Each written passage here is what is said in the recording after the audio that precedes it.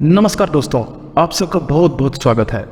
आज देखते हैं फिजिक्स के मोस्ट इंपोर्टेंट 25 एमसीक्यूज। जो 25 ये क्वेश्चन हैं फिजिक्स के बहुविकल्पीय प्रश्न हैं, ये बार बार लगातार एग्जाम्स में रिपीट होते हैं, इसलिए आप इस वीडियो को पूरा देखिएगा। ये आपके एग्जाम्स में बहुत काम आने वाले हैं। तो आइए शुरू करते हैं।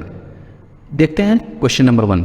मायोपिया निकट दृष्टिदोष यानी शॉर्ट साइटेडनेस के निवारण के लिए किसका प्रयोग किया जाता है? ऑप्शंस हैं बाइफोकल लेंस, अवतल लेंस, बेलनाकार लेंस और उत्तल लेंस।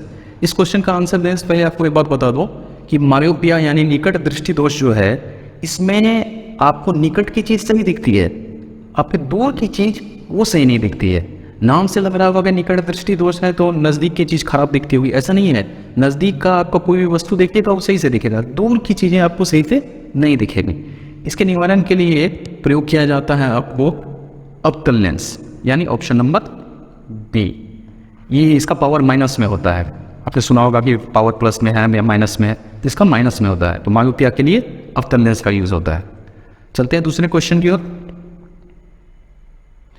इसमें देखिए हाइपरमेट्रोपिया यानी दूर दृष्टि दोष, लॉन्ग साइटेडनेस, इसके निवारण के लिए उपयुक्त लेंस कौन सा है? ऑप्शन है उत्तल लेंस, बाइफोकल लेंस, अवतल लेंस और बेलनाकार लेंस। तो आपका इसमें यह जानना जरूरी है कि दूर दृष्टि दोष में क्या होता है। इसमें दूर की चीज़ें सही दिखती है और नज़दीक की चीज़ें सही से नहीं दिखती है। तो इसके निवारण के लिए आपको चाहिए उत्तल लेंस, यानी ऑप्शन नंबर ए, ये आपका आंसर होगा। इसका जो पावर होता है वो प्लस में होता है, ठीक है, ये आपका प्लस में हो जाएगा इसका पावर, ठीक। और एक बात बता दूं कि ये जो बाइफोकल लेंस है, ये जो बाइफोकल लेंस है, इसका प्रयोग किया जाता है जरा दृष्टि दोष यानी प्रेसबायोपिया के निवारण के लिए।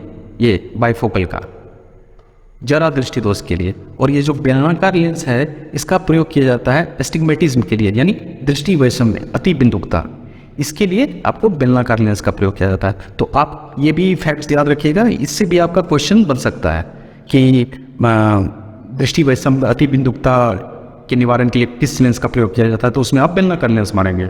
और यही पूछ दिया जाएगा कि जरा दृष्टि दोष के लिए कौन सा लेंस का यूज किया जाता है, तो आप बोलेंगे बाइफोकल लेंस, ठीक है। नेक्स्ट क्वेश्चन पे चलते हैं। इसमें पूछा जा रहा है घड़ी में प्रयोग होने वाले क्वार्ट्ज क्रिस्टल होते हैं किसके बने हुए? Germanium oxide, silicon dioxide, titanium oxide और सोडियम सिलिकेट। तो इसमें आपका सही आंसर हो जाएगा option number B. Option number B, silicon dioxide. ये होता है क्या? SiO2,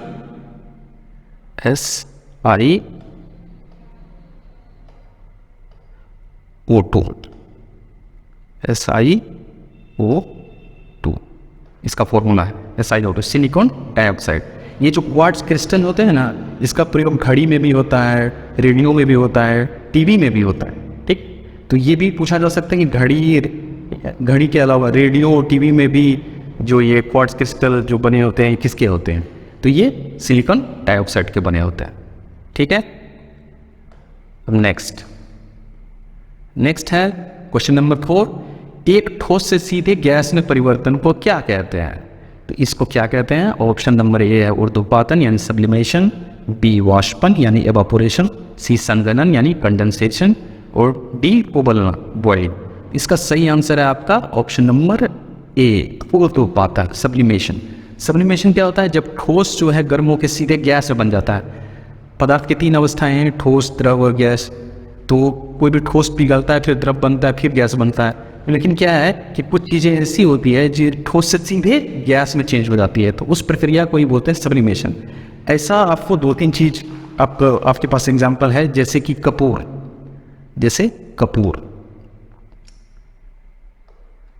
कपूर हो गया,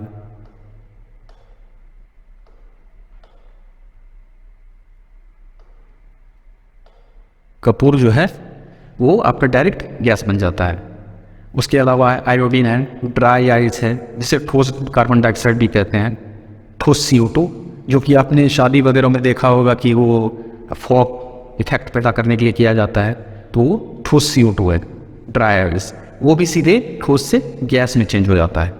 तो आपको ये भी याद रखना है कि CO2, आयोडीन, कपूर, ये सब क्या सब्लिमेशन होता है, ये सब्लिमेशन प्रदर्शित करते हैं। ठीक है, नेक्स्ट अब पूछा जाता है सरल लोलक यानी सिंपल पेंडुलम की काल अवधि यानी टाइम पीरियड किस पे निर्भर करती है? समय पर, बी लंबाई पर यानी लेंथ पर, सी तापमान यानी टेम्परेचर पर, डी यानी द्रव्यमान यानी मास पर। अब किस पर निर्भर करती है सरल लोलक की काल अवधि? तो इसका सही आंसर क्या होगा? इसका सही आंसर हो जाएगा आपका लंबाई पर। आपको ये फॉर्मूला याद रखना पड़ेगा, E इज इक्वल टू क्या होता है? T इज इक्वल टू हो जाता आपका है 2 pi root over L by g, L by g. ठीक है, इसमें देखिए टी पाई जो है ये टी हुआ टाइम पीरियड हो गया, ये जो पाई है पाई कांस्टेंट है, जी इसमें जी भी ग्रेविटेशन के लिए होता है, ये भी कांस्टेंट है। तो आपका डिपेंड किस पे कर रहा है? एल पे यानी लेंथ पे कर रहा है। इसमें ना तो टाइम का जिक्र है इस फॉर्मूला में, ना ही टेम्परेचर का और ना ही मास का, तो लेंथ पे डिपेंड करता है आपका। तो आपका आंसर ये रहेगा, ये फॉर्मूला आपको याद रहना चाहिए। ठीक है, चलते हैं नेक्स्ट। क्वेश्चन नंबर 6 में पूछा जा रहा है आमतौर पर सुरक्षा फ्यूज जो सेफ्टी फ्यूज जो घर पे लगा रहता है, लगाने के लिए प्रयोग होने वाला तार किस पदार्थ का बना था? उस सेफ्टी फ्यूज में जो तार लगाया जाता है वो किस पदार्थ का बना होता है? ऑप्शन है ए टिन, बी निकेल, सी सीसा, डी टिन और सीसा के मिश्र धातु। मिश्र धातु मतलब एलॉय। तो आपका सही आंसर इसमें क्या हो जाएगा? आपका सही आंसर है ऑप्शन नंबर डी, टिन और सीसा के मिश्र धातु से ये बन रहा है। ठीक है, तो ये जो है इसका गलनांक क्या होता है? बहुत निम्न होता है। जैसे ही हमारा जो सर्किट होता है उसमें जो इलेक्ट्रिक करंट होता है, करंट का मान ज़्यादा हो जाता है तो क्या होता है? ये फ्यूज गल जाता है। फ्यूज गल जाता है तो वो जो सर्किट है वो टूट जाता है। टूट जाता है तो दुर्घटना टल जाती है। हमारे जो बहुमूल्य सामान है, टीवी, फ्रिज वगैरह, मोबाइल वगैरह जो चार्जिंग पे अगर माने लगे हुए तो वो सब खराब होने से बच जाते हैं। तो ये जो सर्किट तोड़ने के लिए यूज़ किया जाता है सुरक्षा फ्यूज, उसका जो वो तार जो बना होता है टिन और शीशा के मिश्र धातु का बना होता है। ठीक है, नहीं तो क्या हो जाएगा? शॉर्ट सर्किट हो जाएगा। शॉर्ट सर्किट हो जाएगा, आग लगेगा।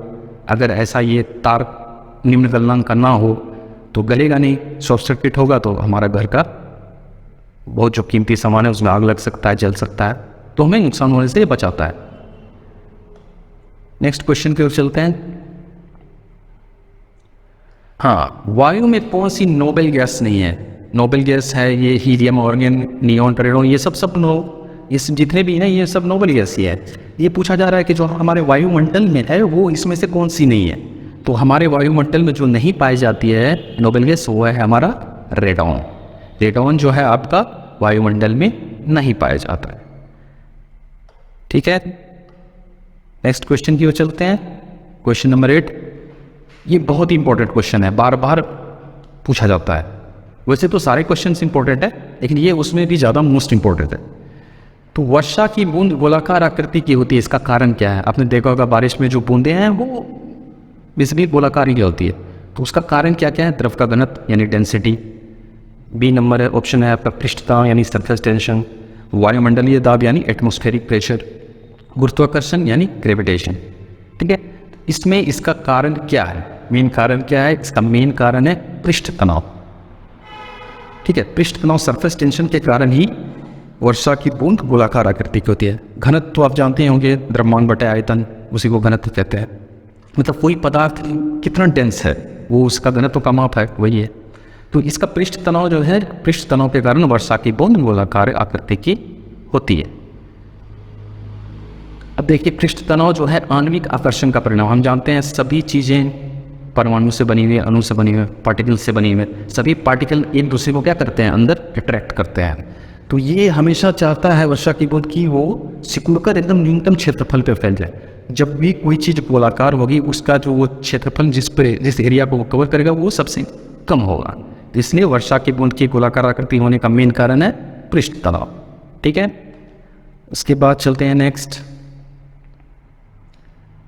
है आपका श्वेत प्रकाश को नली में कैसे उत्पन्न करते हैं? ऑप्शन नंबर ए है तांबे के तार को गर्म करके, और यहाँ मिस प्रिंट हो गया है, थोड़ा प्रिंटिंग मिस्टेक है या टाइपिंग मिस्टेक है, सॉरी टाइपिंग मिस्टेक है। तो तांबे के तार को गर्म करके ये काट देते हैं, ठीक है। बी है परमाणु को उत्तेजित करके, सी अणुओं को दोलित करके, डी तंतु को गर्म करके। आपने ट्यूब देखा होगा घर में भी, आपका ट्यूब लगा हुआ है जिसको हम लोग क्या बोलते हैं, मरकरी नहीं बोलते हैं घर में, जनरली हम लोग गाँव में मरकरी ही बोलते थे उसको। क्यों बोलते हैं? क्योंकि उसमें जो है ना ट्यूब के अंदर मरकरी यानी पारा का यूज़ किया जाता है, इसलिए ऐसा गाँव में बोलचाल की भाषा में बोल देते हैं कि मरकरी है। वो एक्चुअली फ्लोरेसेंट ट्यूब है, ठीक है। तो नली में श्वेत प्रकाश को कैसे उत्पन्न करते हैं, इसका सब ऑप्शन देख लिया हमने। इसका सही आंसर है ऑप्शन नंबर डी, तंतु को गर्म करके।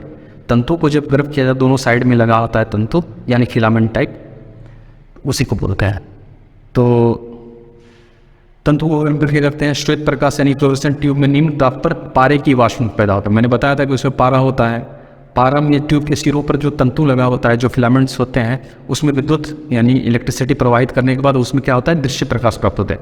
प्रकाश में बहुत सारे, उसका प्रकाश का एक वाइड रेंज है, उसका स्पेक्ट्रम बहुत वाइड स्पेक्ट्रम होता है। तो उसमें ही हम कुछ ही पार्ट्स को देख पाते हैं, तो वो हमारा दृश्य प्रकाश है, जो हमारी आंखों को दिखे। प्रकाश का वह भाग जो हमारी आंखों को दिखता है वो दृश्य प्रकाश होता है, ठीक है। चलते हैं नेक्स्ट।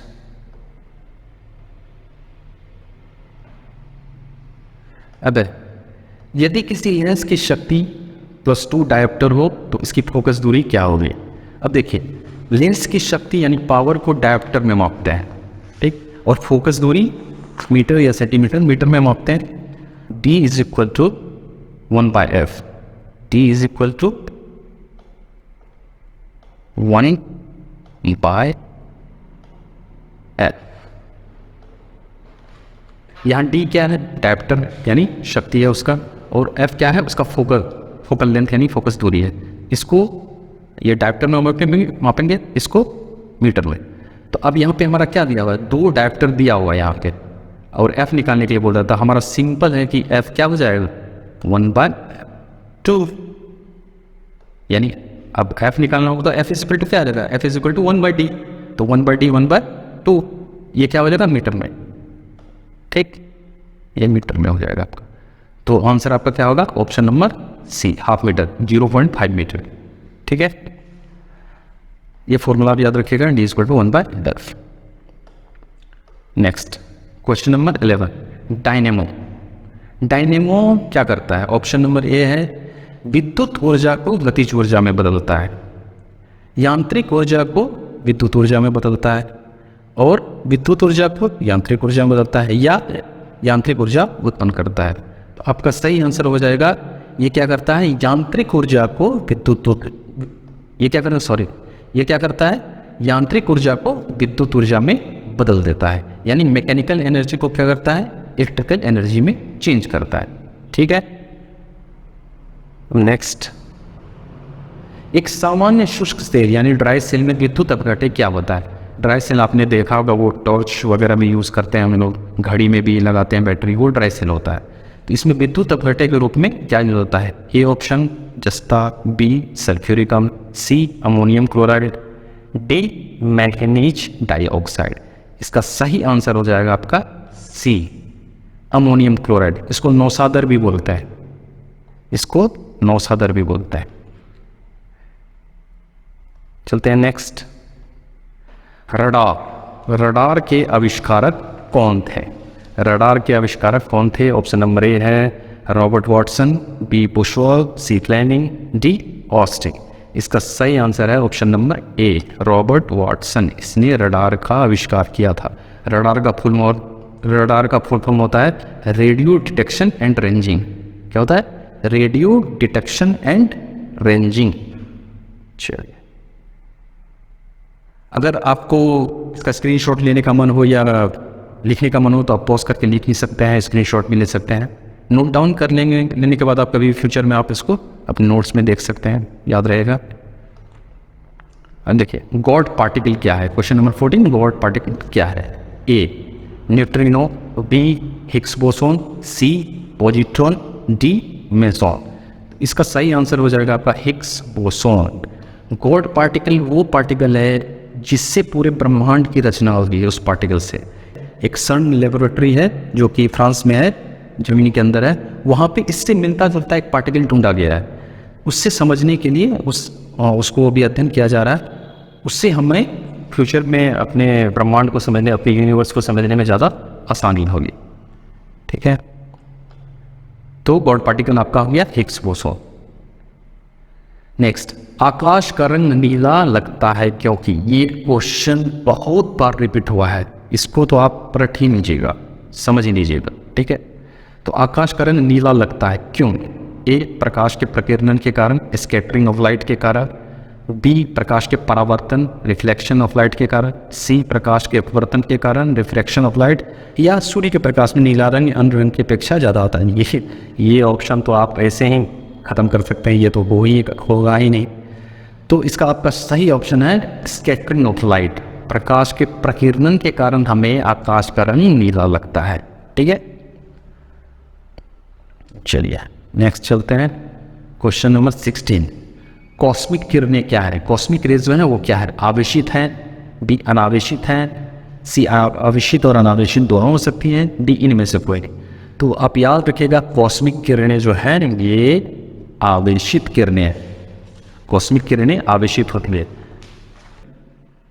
इसमें हाई एनर्जी होता है, हाई एनर्जी चार्ज। ये जो हाई एनर्जी के साथ चार्ज होते हैं, ये किरणें विद्युत चुंबकीय स्पेक्ट्रम के भाग नहीं है। जो हमारा किरण है जो विद्युत चुंबकीय स्पेक्ट्रम का भाग होता है, जैसे गामा किरण है, अल्फा रेज है, उससे पराबैंगनी किरणें हैं, इंफ्रारेड है, ये सब जो है हमारा विद्युत चुंबकीय स्पेक्ट्रम का भाग है। लेकिन जो कॉस्मिक किरणें हैं ये विद्युत चुंबकीय स्पेक्ट्रम के भाग है ही नहीं। ठीक, तो कॉस्मिक किरणें क्या है? आवेशित, चार्ज्ड होती है। नेक्स्ट क्वेश्चन नंबर 17, दृश्य स्पेक्ट्रम के तरंगदैर्घ्य यानी वेवलेंथ की सीमा क्या है? वो स्पेक्ट्रम का वो भाग जो हमको दिखाई देता है, हमारी आंखों को दिखाई देता है, वो दृश्य स्पेक्ट्रम है। तो इसका वेवलेंथ किस सीमा में होता है? ऑप्शन नंबर ए है 1300 एंगस्ट्रॉम से, एंगस्ट्रॉम ये छोटी है, 1300 एंगस्ट्रॉम से 3900 एंगस्ट्रॉम। बी है 3900 एंगस्ट्रॉम से 7600 एंगस्ट्रॉम। सी है यहाँ पे डैश छूटी है, यहाँ रखिए, 7800 एंगस्ट्रॉम से 8200 एंगस्ट्रॉम। और डी 8500 एंगस्ट्रॉम से 9800 एंगस्ट्रॉम। इसका सही आंसर हो जाएगा ऑप्शन नंबर बी, जो कि है 3900 एंगस्ट्रॉम से 7600 एंगस्ट्रॉम। ये हमारा दिस स्पेक्ट्रम का तरंगदैर्घ्य है, वेवलेंथ है।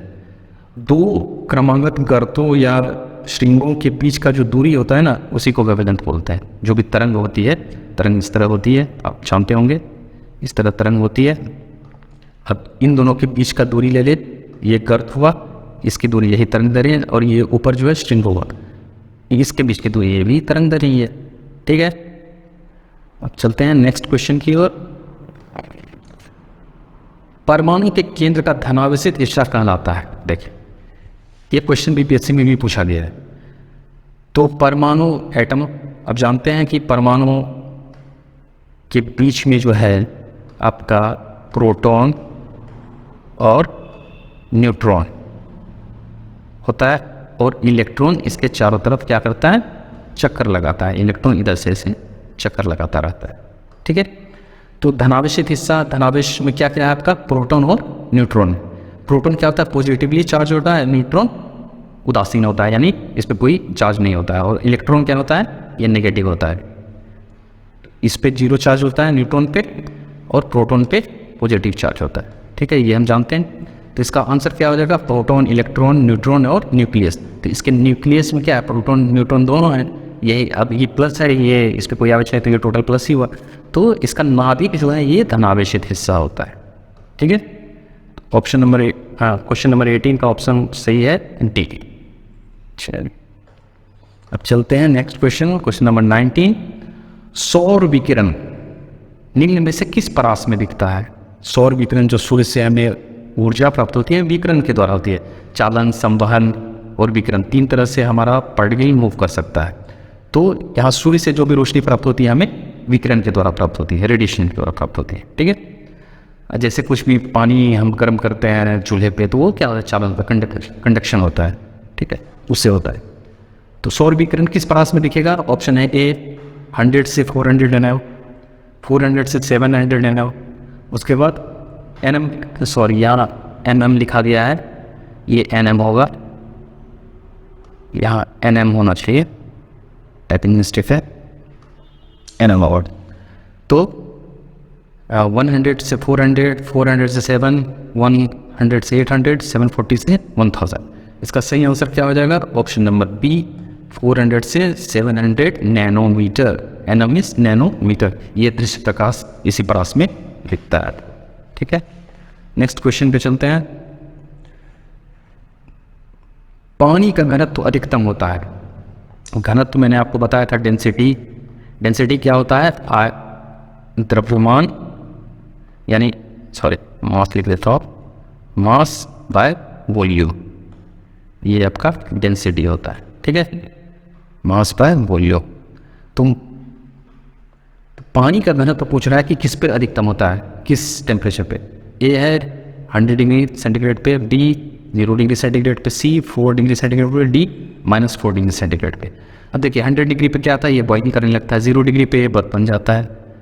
आपको लग रहा होगा कि बर्फ है तो उसका घनत्व तो ज़्यादा होना चाहिए, लेकिन नहीं, 4 डिग्री सेंटीग्रेड पे जो पानी होता है उसका घनत्व तो सबसे ज़्यादा होता है 4 डिग्री पे, ठीक है, याद रखिएगा। अब है जब एक पत्थर को चांद की सतह से पृथ्वी पर लाया जाता है, तो हम लोगों ने सुना ही होगा, चांद का टुकड़ा तुम्हारे लिए तोड़ के ले आऊँ, फिल्मों में बहुत तोड़ते हैं एक्टर एक्ट्रेस, उसके लिए चांद तारा तोड़ के ले आता है। यहाँ नासा इसरो इस पे कितना इन्वेस्ट कर चुका है उन लोगों को पता ही नहीं है, ठीक है। तो एक पत्थर को जब चांद की सतह से पृथ्वी पर लाया जाता है तो क्या होगा? इसका द्रव्यमान बदल जाएगा या इसका भार बदल जाएगा? सी भार और द्रव्यमान दोनों बदल जाएगा, डी ना तो द्रव्यमान बदलेगा ना ही भार बदलेगा। तो इसका सही आंसर क्या हो जाएगा आपको? इसका भार बदलेगा बस, द्रव्यमान कभी चेंज नहीं होता है, यानी मास कभी चेंज नहीं होता है। हम अगर पृथ्वी पर फिर 60 kg के हैं, अगर हम चंद्रमा पे जाएंगे तो वहाँ पे हमारा वेट, वहाँ पे क्योंकि गुरुत्वाकर्षण 1/6 होता है पृथ्वी के तुलना में 1/6, तो हम वहाँ 10 kg के फील करेंगे खुद को। अगर मानिए यहाँ 60 kg के तो वहाँ 10 kg के हो जाएंगे। लेकिन शरीर के अंदर जो हमारा द्रव्यमान है, जो शरीर का द्रव्यमान है वो नहीं बदलेगा, बस वेट बदलेगा, क्योंकि जी का मान अलग अलग होता है। तो चंद्रमा पे भार बदलेगा, चंद्रमा से अगर कुछ यहाँ लेके आएंगे या यहाँ से चंद्रमा पे जाएंगे तो हमारा भार चेंज होगा, द्रव्यमान चेंज नहीं होगा, ठीक है। चलते हैं नेक्स्ट।